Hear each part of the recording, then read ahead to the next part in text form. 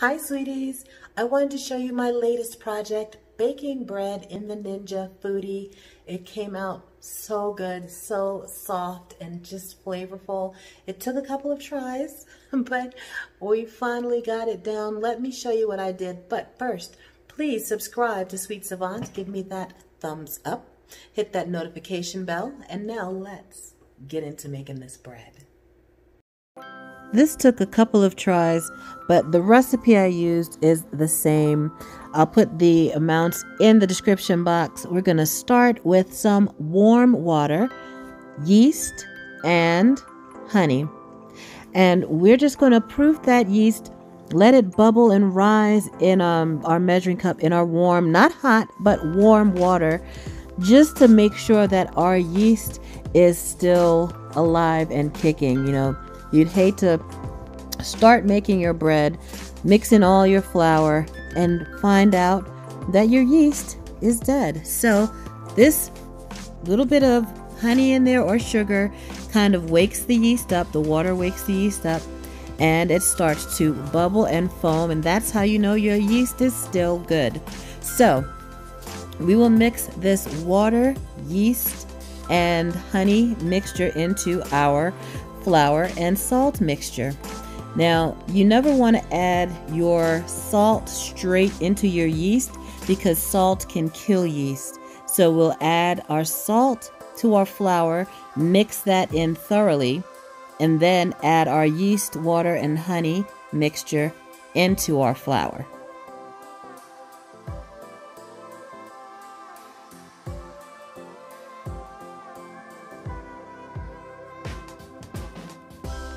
You can do this in a mixer if you like, but I'm not using any fancy tools right now. I'm just going to stir it all together with a fork and then use my hand to knead it. And I don't want to get my counter dirty, so I'm going to just knead it right in this bowl. And it really comes together pretty easily with just the fork and then using my hands. But let me tell you this, in my second attempt, I don't do any kneading at all, like hardly any. I just stir it all together, rub some oil on the top, and park it in the refrigerator overnight. I did it for 2 nights just because, you know, whatever, I forgot. But park it in the refrigerator overnight, and you don't have to do hardly any kneading. You just stir it together. But I'll show you that in just a few minutes. So with this, stir it together, and then once it's, you know, you've got most of your loose flour incorporated, you can just switch to your hands and, you know, mush it together, rub it against the side of the wall of the bowl, and just push and fold and push and fold for about 5 to 10 minutes. Yeah, you can do it on a mixer. You don't really have to. You can do it on the counter. You don't really have to. I just find it's much easier to do it in the bowl, and you know, you just have this one dirty dish to clean up, and you just keep kneading and pushing until you get to a, you know, more smooth shape. You see, it really does come together pretty easy. Just knead and fold and push away from you and fold it back on top. There really is not a big deal to kneading dough. People, I find, are a little bit afraid of making dough by hand, but it's really not difficult at all. So you add a little more flour, just by a tablespoon or 2 at a time, just to keep it from sticking too much. But you really just kind of push it around with your hand, fold it back, push it around and fold it back. And this is great if you have kids too, because they love doing this kind of stuff. So if you have a kid around, hand them this and keep them busy for a while. If the dough starts to get too sticky, you can add a little bit more flour, but not too much. You don't want to throw off your flour to water ratio. You just don't want it to be so sticky. Our dough is still looking a little shaggy, so it needs a bit more kneading until it's smoother. We can get into a smoother ball. Let me show you. We knead it for a few more minutes, and you can see the difference in that dough. It's much smoother. So we're going to go ahead and put it on some parchment paper and put it into our Ninja Foodi. And the parchment paper just keeps it from sticking to the air fry basket, which is what we're going to use to cook our bread in. Let's get that dough into the air fry basket and trim off that extra parchment paper there, because we don't want that to burn later. Anything that's sticking up over the air fry basket, you should trim off. Now we're going to use the pressure cook lid, but we're not using this as a pressure cooker today. We're going to use it as a slow cooker. But you put the pressure cook lid on, take the gasket out though. Turn it on, hit that slow cook button, but then we're going to do it on the high setting. So you see it says high, and then we're going to slow cook for an hour just to let the dough rise. Now our timer doesn't go that short, so you have to set a separate timer. After an hour, then you're going to go to bake and hit the bake roast setting, set it for 350 degrees and bake it for 20 to 25 minutes.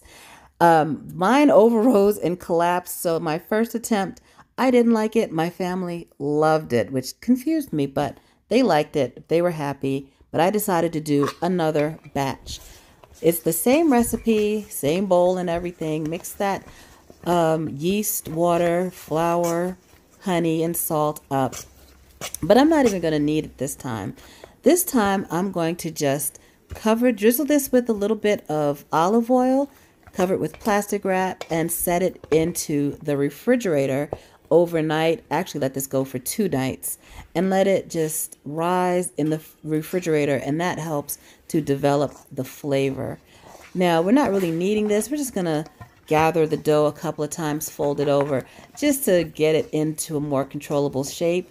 But I'm going to use the same bowl here. I'm not even going to put this in a different bowl. Just fold it over a couple of times and drizzle some olive oil or any neutral flavored oil. Avocado oil or grapeseed oil would be fine for this. So just drizzle over a little bit of oil and then cover the whole thing with plastic wrap and pop this in the fridge for 1 or even 2 nights. That'll let the flavors develop. You'll get a more flavorful bread and you won't have to knead.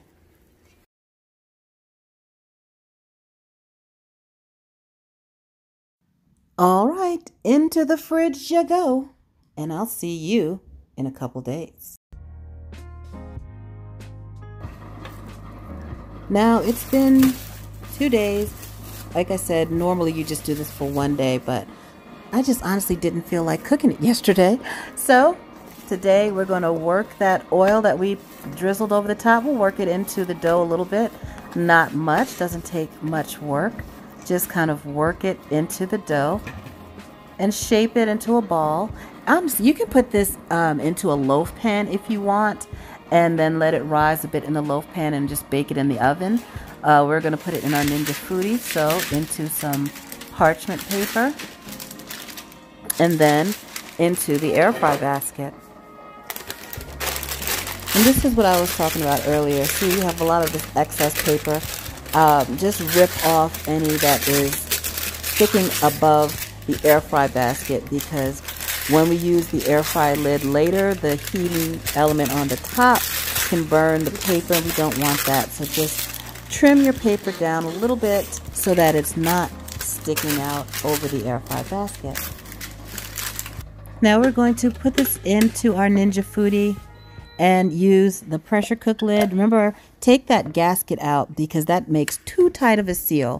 And when you try to take your lid off later, if the gasket is in, it can cause like a little pressure to be released, and it's a whole mess. It'll make your bread deflate. So we're going to go back to the slow cook setting, put it on slow cook, high, and we're going to let this go for 1.5 hours. Then after 1.5 hours, well, this is what you get. Just carefully remove that lid. See, it comes off easily. Now our bread has risen nicely. Looks good. We'll put down our air fry lid. And we're going to hit the bake roast button. Okay, so it's set for 375. I should have lowered the temperature to 350. I didn't, but, well, you'll see. So we'll let that go for 15 minutes, and this is what we get. Now, we got a little dark spot on the top there. Let's check the temperature inside that bread with an instant read thermometer. We're looking for between 190 and 200 degrees inside. We're not quite there. So what we're going to do is lower the temperature of our Ninja Foodi on the bake roast setting so that the inside will cook, but the outside won't brown too much. I lowered the temperature to 330 degrees for the rest of this cooking. The next time I make this bread, after I let it rise, I'm going to just bake it at 350 degrees for 15 to 20 minutes. I'm just going to do a whole nother video and show you, but I really wanted to share this bread recipe with you. So take a look at this. All right, it is done. Let's take a look inside our Ninja Foodi now and see how our bread did. So remember, we let this dough sit in the refrigerator for 2 nights, and we just rolled it into a ball, put it into our Ninja Foodi on slow cook on the high setting for an hour and a half, and then we baked it. And now we've got the temperature we were looking for. Remember, we're looking for between 190 and 200 degrees.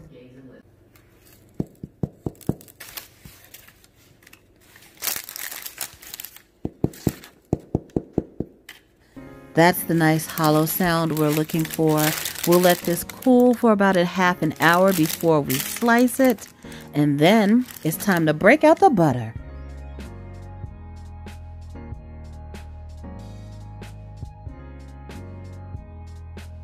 The texture on this bread is nice and soft.